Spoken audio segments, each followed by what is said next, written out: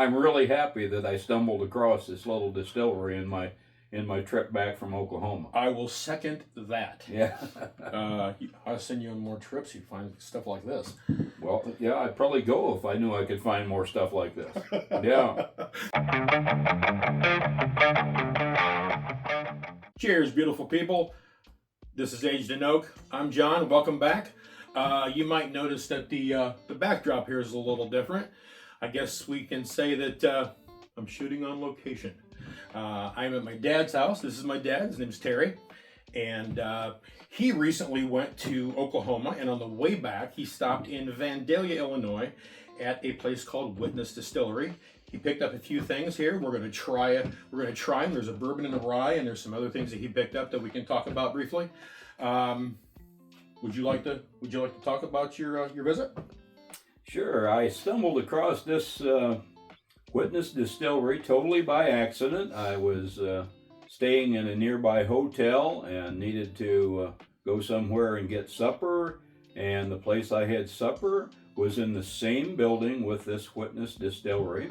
And unlike a lot of distilleries, late in the afternoon, the Witness Distillery was just opening up for tours and for tastings and offering the product and some other things to go along with it. And it was just a happy accident that I ran into this.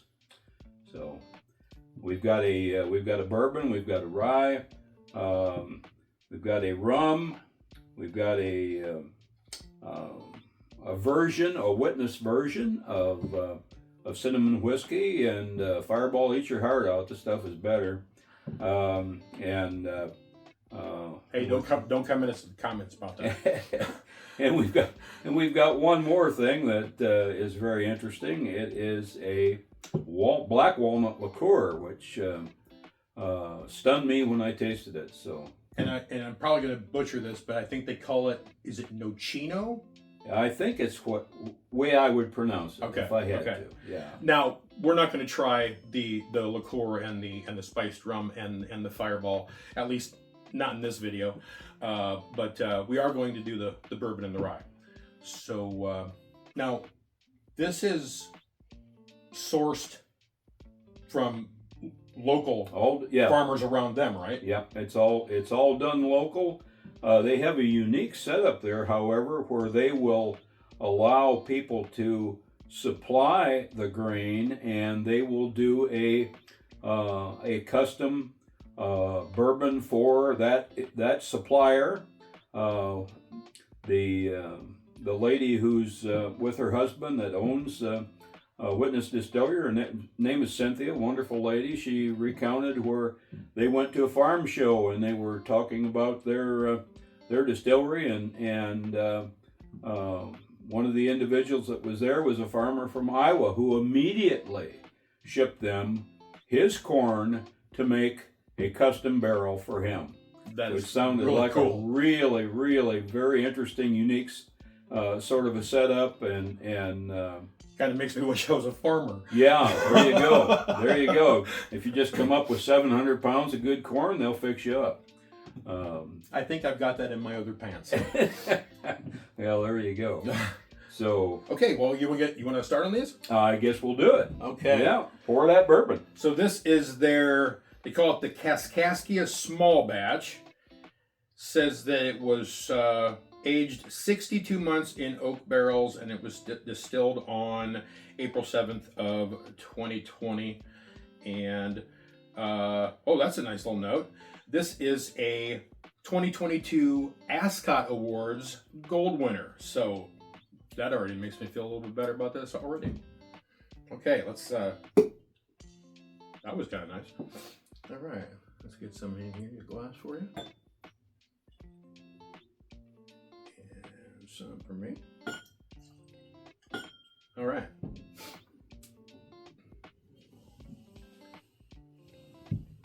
All right, let's see what we got.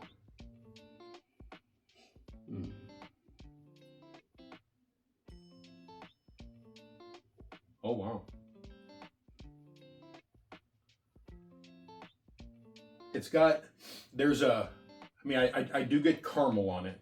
It's I would call it just a nice, pleasant caramel. Not a heavy caramel, not a caramel that's barely there, but it's nice. What are you getting? That's about it for me. Just a mild caramel. I'm not really picking up a lot of other on the nose. I get a faint vanilla. It's not a lot, but I get a little bit of vanilla. I mean, this is does it say what the mash bill is on this? I don't recall. No, it doesn't. But and I don't know if, okay, this does say 3-grain wheated mash. Okay, so this is a wheater, and it is 94 proof. So, all right, let's see what we got.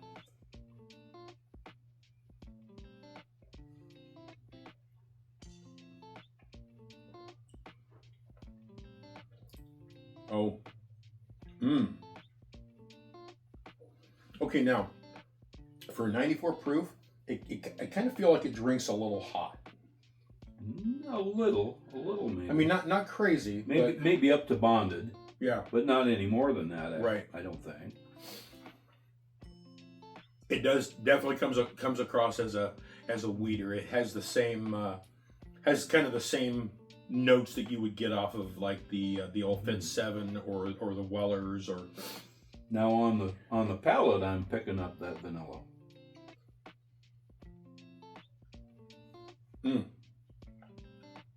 Yeah, very much so.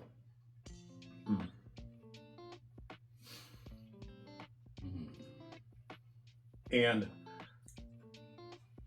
I don't know enough about wheaters, but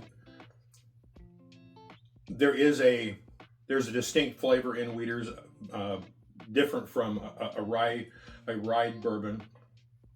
And all I can say is maybe that's what they call the wheat funk, but it's not a bad funk. I mean, it doesn't. Oh, no. There's nothing off about it. There's nothing objectionable about this bourbon whatsoever. The finish, I wouldn't say it's a huge finish.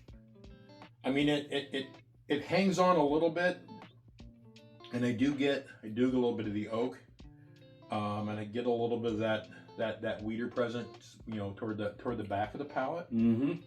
But not really a long finish, I would say, but it's pleasant. I mean, it's a good finish. Yeah. A little bit of the warmth comes out there at the very end, but pleasantly. Mm-hmm. Pleasantly. Yeah, I kind of like that. Yeah, I don't have any complaints about this at all. I mean, I've had other craft stuff that nowhere near this good. Well, and these folks are relatively new at it, but obviously they're doing a really good job. Oh, I would say so. All right, well, I'm going to get a little bit of a rinse here, and let's get into that rye. Mm-hmm.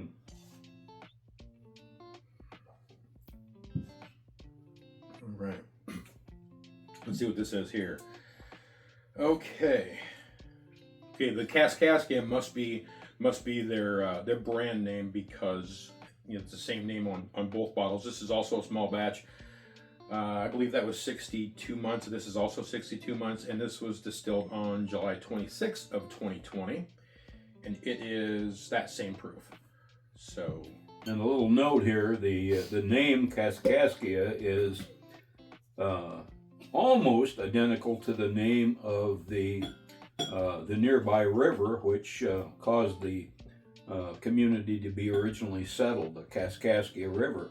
The river is spelt with the first letter K, and the play on words, if you will, Witness changed the first letter to a C to name their bourbon and their rye. Seems appropriate. Yes. All right. Okay, let's see what we got here.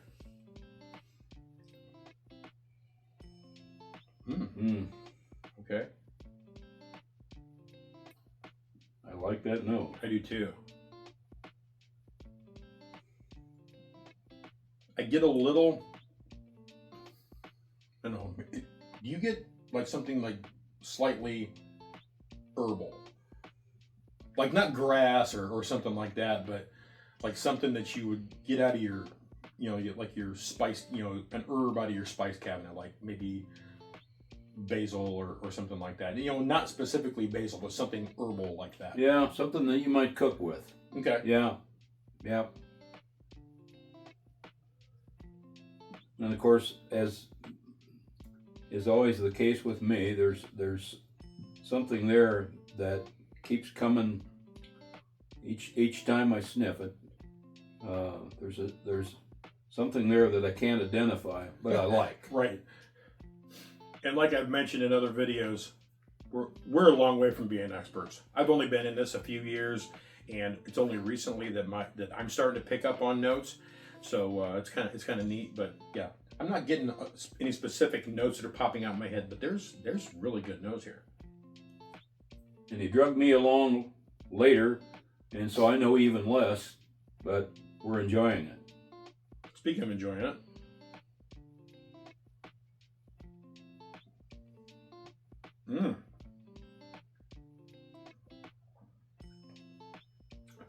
Oh, that has a really sweet start. I like that. Yeah, it does. I would say, I don't get a whole lot of caramel. This comes off to me a little bit more like a maple syrup. Yeah, there's an element of that, isn't there? And I get some tingle from the rye spice.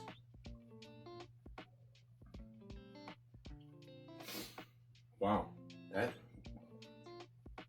I like my stuff to start sweet, and this doesn't let me down. This starts really nice.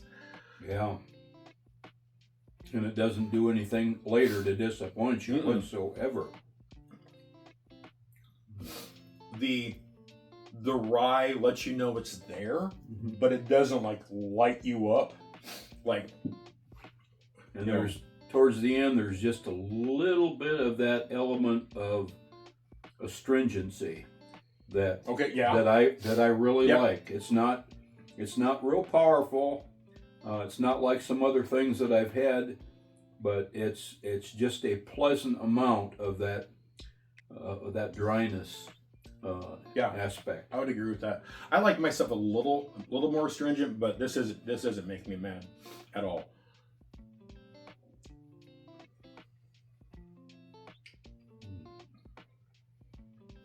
I just can't get over how nice that starts.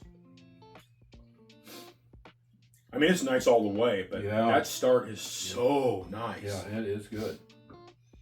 It is very good.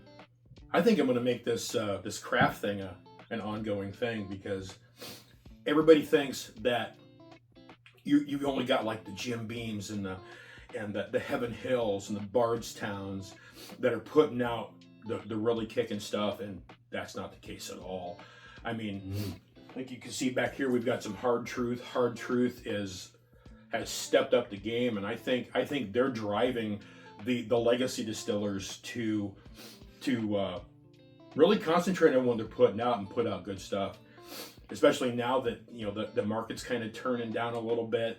I think people want to make sure when they're spending their money that they're getting something that's really good. And I'm going to go right out here and say that this is right up there.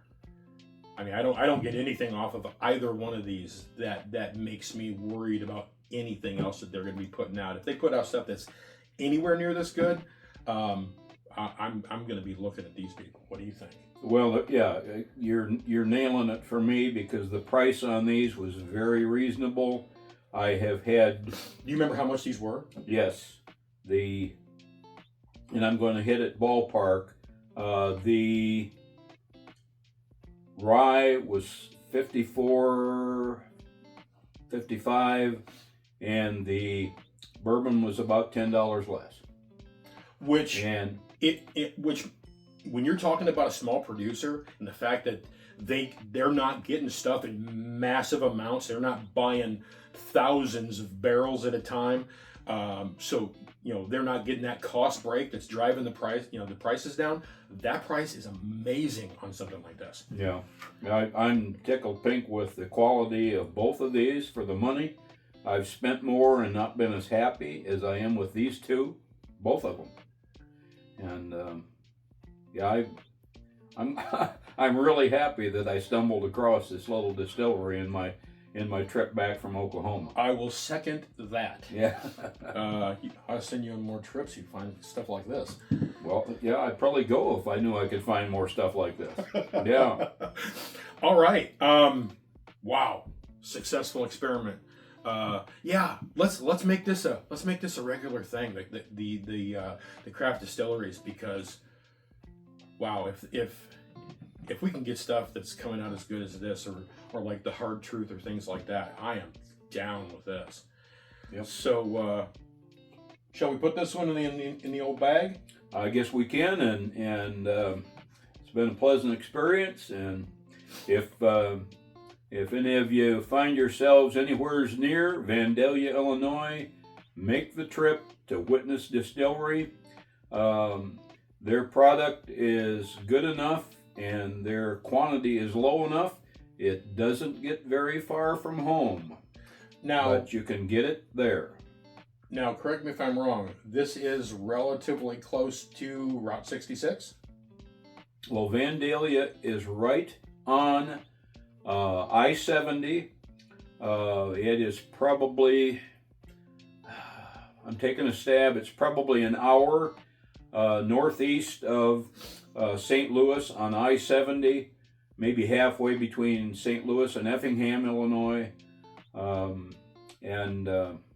It was just by happenstance that I got a hotel room there, and a very pleasant happenstance that we found this.